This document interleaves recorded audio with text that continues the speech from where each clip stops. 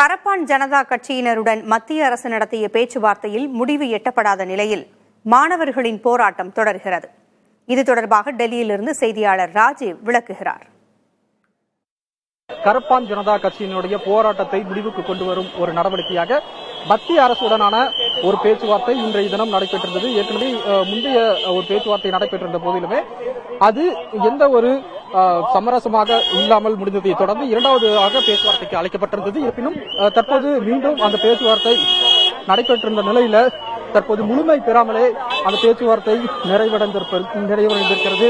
காரணம், கரப்பான் ஜனதா கட்சி சார்பாக அவர்கள் முன்வைக்கக்கூடிய அந்த கோரிக்கை மத்திய கல்வி அமைச்சர் தர்மேந்திர பிரதான் பதவி விலக வேண்டும், அதே போல உயிரிழந்த மாணவர்களின் குடும்பங்களுக்கு 1 கோடி ரூபாய் அளிக்க வேண்டும், நிவாரணம் அளிக்க வேண்டும் என்பதை மீண்டும் இந்த ஒரு கூட்டத்தில் வலியுறுத்தியிருக்கின்றார்கள்.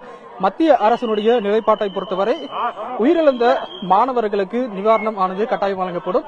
ஆனால் 1 கோடியா என்பது தொடர்பான எந்த ஒரு முடிவும் இன்றைய கூட்டத்தில் அவர்கள் உறுதியளிக்கவில்லை என்ற ஒரு தகவலும் வெளியாகி இருக்கின்றது.